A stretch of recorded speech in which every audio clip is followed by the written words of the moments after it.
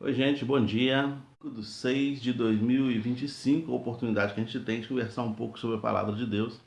Agradeço a Deus por você nessa quarta-feira estar aí comigo para esse momento de reflexão na palavra, né?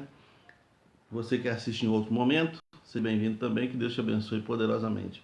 A leitura para essa reflexão de hoje se encontra em Mateus capítulo 26, versículo 73, que diz assim, ó: Algum tempo mais tarde, os que estavam ao redor aproximaram-se de Pedro e o acusaram: Com toda certeza és igualmente um deles, porquanto o teu modo de falar o denuncia.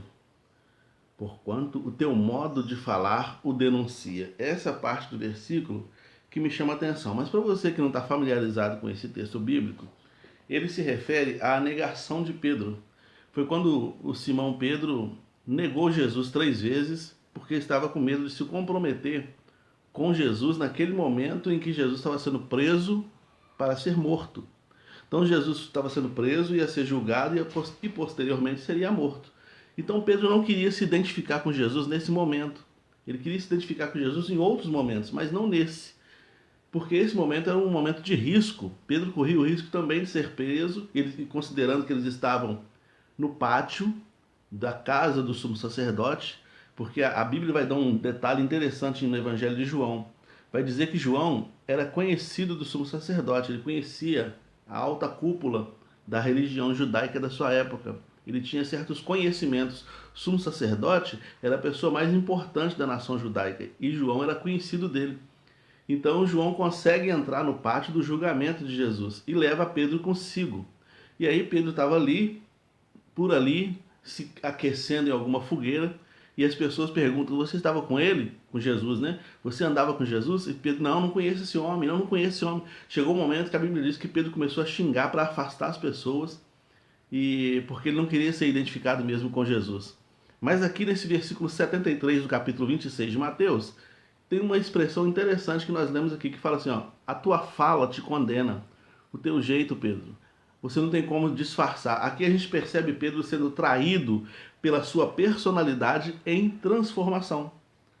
Ele queria negar Jesus, ele negava Jesus ali naquele momento com os lábios. Mas a transformação que estava ocorrendo dentro dele era uma coisa tão profunda que as pessoas notavam que ele tinha estado com Jesus. E não é estado uma noite ou outra, ou um dia ou outro, não. É passado um tempo com Jesus. E passar um tempo com Jesus mudou quem era o Simão. Mudou ele em outra pessoa. E já estava ficando visível de tal maneira que as pessoas olhando para ele já começavam a perceber que ele tinha estado com Jesus. Você já viu casais que são casados há muito tempo ou que têm um relacionamento longo e você começa a ver traços de um no outro? Você percebeu isso?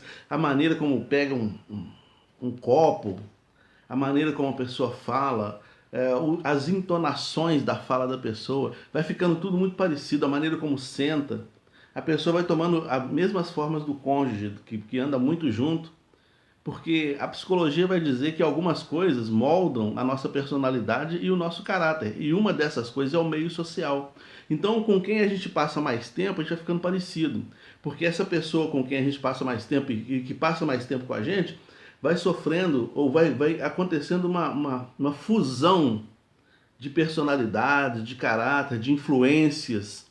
Por isso que o apóstolo Paulo vai dizer que as más conversações corrompem os bons costumes. Então, as pessoas com as quais a gente passa mais tempo, acontece uma fusão de energia, de traços de personalidade, de uma série de coisas. Essa fusão vai acontecendo e vai transformando. A Bíblia também vai dizer que o homem com outro homem se afia, assim como a Bíblia diz que um homem com outro homem, uma pessoa com a outra pessoa, elas vão ficando parecidas, elas vão sendo moldadas pela característica de um para com o outro.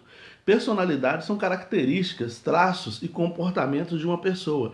E o caráter são valores, princípios e crenças que guiam esse comportamento. Essas coisas todas são alteradas no meio social, né? Então, com quem eu convivo mais tempo, eu vou ficando transformado. Agora, a gente sabe que Jesus sempre teve fãs e discípulos. Nem todo fã de Jesus quis ser seu discípulo, entendeu? O que significa isso? O fã não é transformado. O fã, a pessoa que é fã, e fã vem de fanático, né? De alguém que tem interesse naquela pessoa por alguma razão, ele não quer ficar parecido com Jesus. Ele só é fã, ele gosta de ver as coisas que ele fala, ele gosta de ver as coisas que ele faz. Mas o discípulo, por outro lado, quer ficar parecido. Ele vai sendo transformado, o que aconteceu com Pedro aqui. Olha só, o convívio com Jesus desperta nas pessoas potencialidades outrora adormecidas. Então, por exemplo, a gente percebe aqui no texto que Pedro já está num processo de transformação. E mais adiante, nos outros textos e até nas próprias cartas de Pedro, você vê Pedro como um bom líder. Você vai ver no livro de Atos, ele se torna um grande líder. Uma pessoa firme, forte, decidida, cheia de ideias, cheia de visões e com determinações, com liderança. Entendeu? Ele se transforma nisso que ele transformou, porque a presença de Jesus na vida dele, o convívio dele com Jesus, despertou isso nele. João foi despertado para o amor. É chamado de apóstolo de amor, porque ele estava com Jesus e aquilo que Jesus não colocou a personalidade dele no João, mas despertou o que estava dentro do João, assim como despertou o que estava dentro do Pedro. João então se torna o apóstolo do amor. Já em Judas despertou a ganância. Né? Judas já viu um bom negócio ali e ele só via cifrão em Jesus. Ele só via só o dinheiro, a possibilidade de ficar rico. E ele então desperta a ganância no coração dele. Né? Mateus desperta, por exemplo, a empatia. Mateus, por exemplo, era uma pessoa com certeza antipática e antipatizada pelas outras pessoas. Mas aí Mateus agora, quando escreve o Evangelho, você vê um Mateus acolhedor, porque Jesus foi acolhido, Jesus o acolheu. Então ele se torna uma pessoa acolhedora. Jesus então desperta na gente coisas, virtudes e situações e sensações e emoções que vão moldando a nossa personalidade e o nosso caráter. O que Jesus despertou em você? Pensa aí. O que ele despertou em você? O que você tem se transformado em Jesus? Como você tem sido transformado? Como a sua vida tem sido mudada a partir de Jesus? Porque se as pessoas conseguem despertar em nós sentimentos e emoções, e que geram ações, né? E a gente também consegue fazer o mesmo nas pessoas, imagina o que Jesus é capaz de fazer. Tem pessoas que despertam em nós, por exemplo, uma tensão, né? Tem pessoas que deixam a gente tensa. Quando chega uma mensagem de determinadas pessoas, você já fica tenso. Quando essa pessoa vem para conversar contigo, você já fica tenso, sob alerta, não tem um negócio desse? Já outras pessoas despertam inveja, já outras pessoas despertam admiração.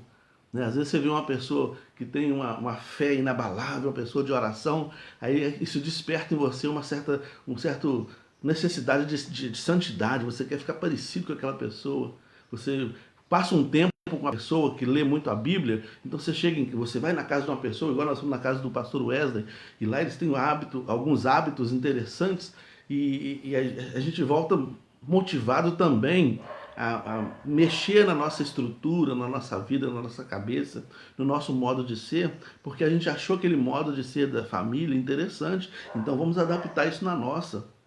Então você passa um tempo com a pessoa, isso desperta em você sentimentos, amor, ou aversão, ou nervoso, ou inveja, ou agonia. Desperta, desperta. O que as pessoas têm despertado em você? O que você tem despertado nas pessoas? E mais, o que Jesus tem despertado em nós? A exposição a determinadas pessoas, a determinadas condições, vai moldando a nossa maneira de pensar, a nossa maneira de agir, a nossa maneira de sentir. A nossa visão de mundo vai sendo alterada por causa disso. Então, não vale a pena ser apenas fã de Jesus. Existem pregadores, existem oradores aí que criam um grupo de fãs de Jesus, que admiram Jesus pelas coisas bonitas que ele falou, que admiram Jesus pela fé que ele exerceu enquanto estava nesse mundo, que admiram Jesus com a preparação de liderança que ele fez com todos os discípulos dele, que admiram Jesus por todas as coisas que ele fez, mas não querem se tornar discípulos, não querem que a influência de Jesus gere ou faça surgir da gente aquela virtude que talvez esteja adormecida, que vai ser bom para o reino de Deus e para a sociedade como um todo.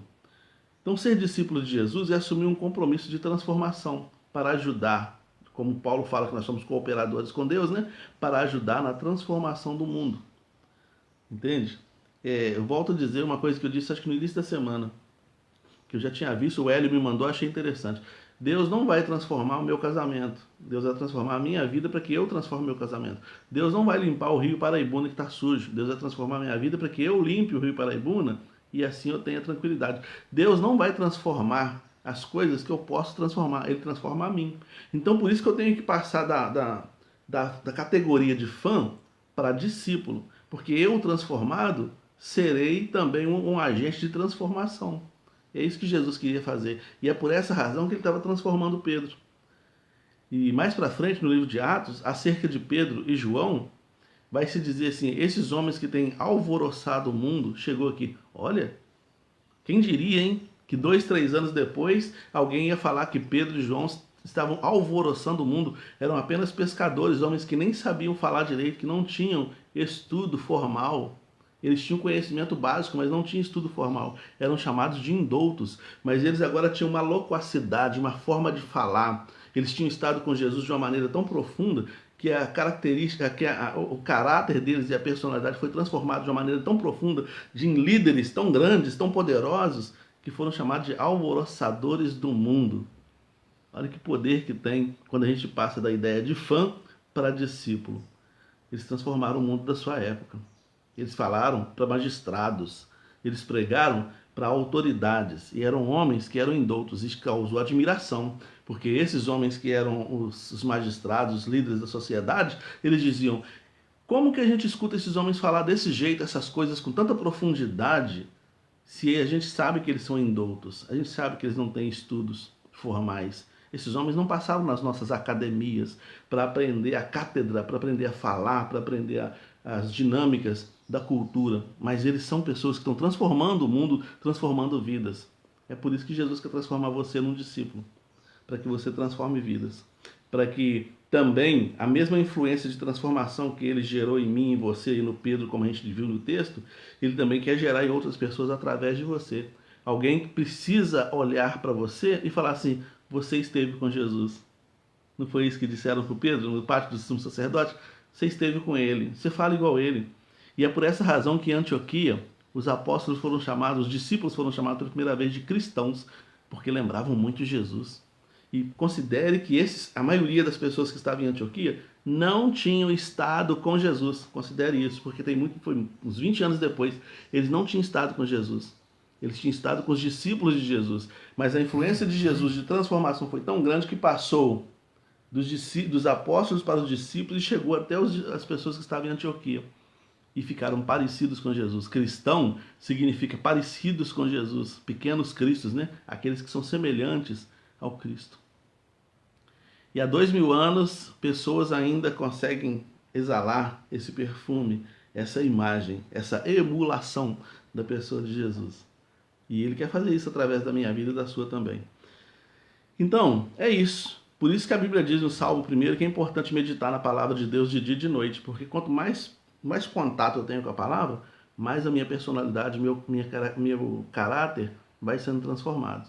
E eu vou ficando cada vez mais parecido com o Deus da palavra, com o Cristo da fé. Que Deus te abençoe, meu querido irmão, pastor Ednilson, meu querido irmão, pastor Isaac Borretti. O Ednilson é meu irmão de sangue mesmo.